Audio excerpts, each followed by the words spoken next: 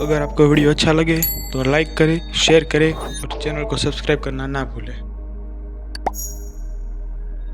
वही हॉल में शीला जी और सोहिल जी दोनों ही एक दूसरे के अपोजिट में सोफे पर बैठे थे और उसके बीच में कांच की टेबल पर चेस बोर्ड रखा हुआ था। सोहिल जी मुस्कुराते हुए शीला जी को देख रहे थे। शीला जी चेस बोर्ड को देख रही थी। सोहिल जी ने हंसते हुए कहा, अब तुम क्या करेंगे?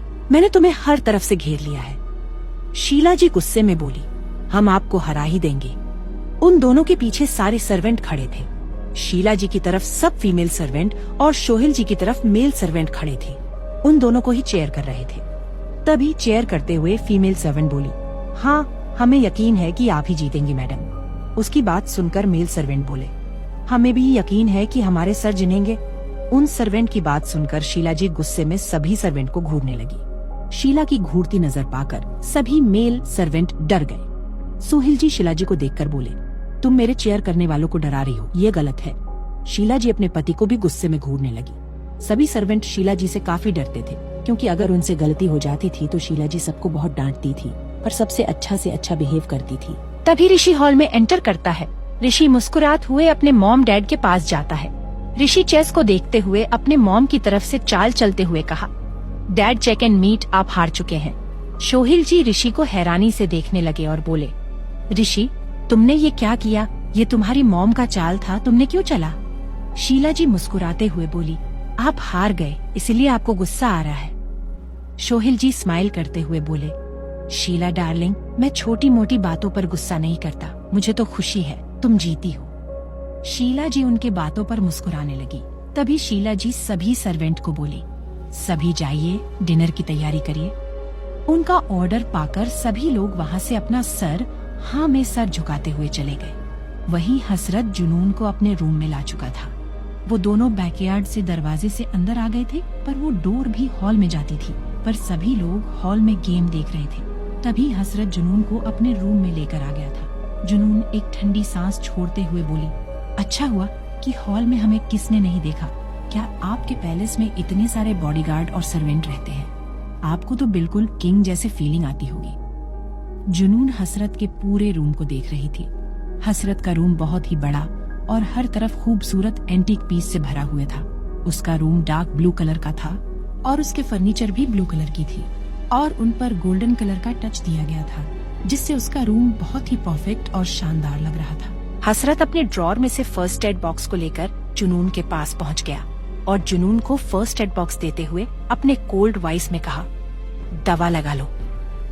जुनून फर्स्ट एड बॉक्स देखने लगी और उसमें से एक क्रीम निकालते हुए अपने पैरों पर लगाने लगती है, पर उसे अपने पैरों पर बहुत दर्द हो रहा था।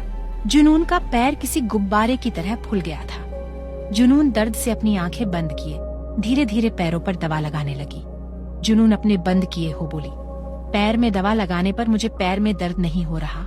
हसरत जुनून के पास खड़ा था। हसरत अपने दोनों हाथ फोल्ड किए जुनून के पैर को अपने दोनों भौहें उठाए देख रहा था। जुनून अनजाने में अपनी चोट की जगह छोड़कर सब जगह लगा रही थी। हसरत ने सख्त आवाज में कहा, क्या तुम्हें व्हीलचेयर पर जिंदगी पर चलना चाहती हो? जुनून उसकी बात सुनकर उसे देखने लगी। हसरत ने उसके पैर की तरफ इशारा कर दिया। जुनून न समझी में अपने पैर को देखने लगी। वो अपने पैर को देखते ही गुस्से में अपने होठों को आपस में दबाते हुए खुद पर गुस्सा और पछतावा करते हुए मन में बोली, जुनून करा ली ना इंसल्ट, इसीलिए मैं सोचूं कि मुझे दर्द क्यों नहीं हो रहा था। कोई ऐसे दवा लगता है जहाँ चोट लगी है, वो उसे छोड़कर पैर में सब जगह में लगा लिया। तभी उसके पैर पर कुछ महसूस हुआ। हसरत उसके पैर पर बहुत स्लोली दवा लगा रहा था, जिससे जुनून को बहुत काम दर्द हो रहा था। जुनून हैरानी से हसरत को देखने लगी। दूसरी तरफ हॉल में ऋषि फ्रेश होकर हॉल में आ चुका था और वो डाइनिंग टेबल पर जाकर बैठ गया। उसके मॉम डैड पहले से ही वहाँ पर बैठे थे। ऋषि इधर उधर देखते हुए कहा, मॉम भाई कहाँ है? क्या वो डिनर करने नीचे नहीं आएंगे? शीला जी हैरानी से बोली, क्या वो घर आ गया है?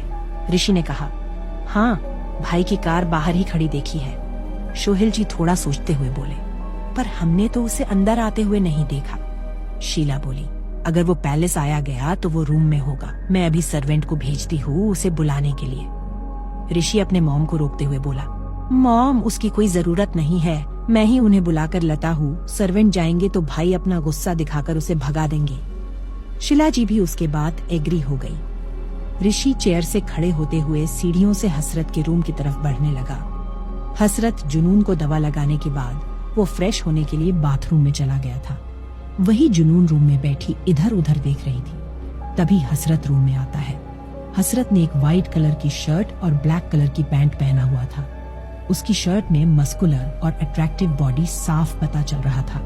जुनून हसरत की बॉडी को देखने लगी। जुनून अपना थूक खटकते हुए अपना चेहरा दूसरी तरफ करके देखने लगी।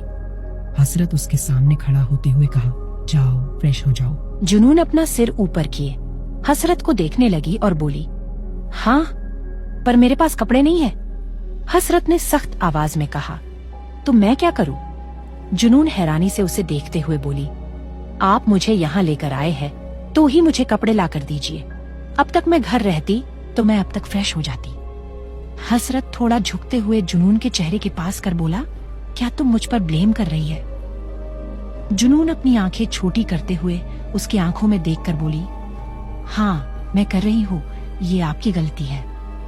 हसरत ने एक तिरछी स्माइल करते हुए कहा, तो तुम मेरे कपड़े पहन लो। जुनून हैरानी से उसे देखने लगी। जुनून थोड़ा सोचते हुए बोली, नहीं मैंने जो पहने हैं वही मैं दोबारा पहन लूंगी, पर आपके कपड़े नहीं पहनूंगी।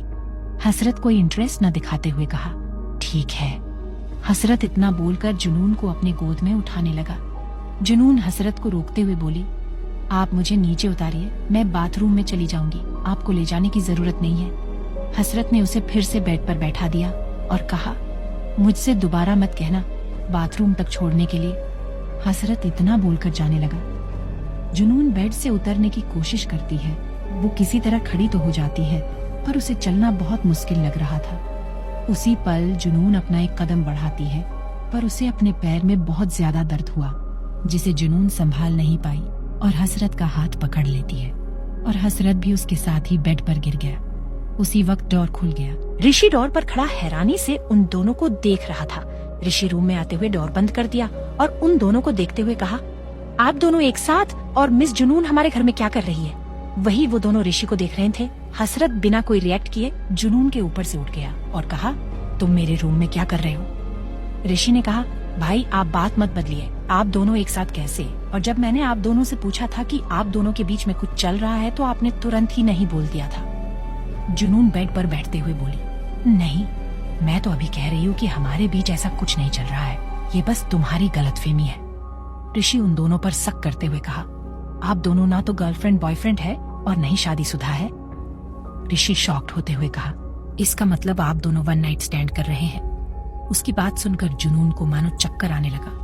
वहीं हसरत ऋषि को गुस्से में घूरने लगा और कहा, अपना फालतू दिमाग चलाना बंद करो।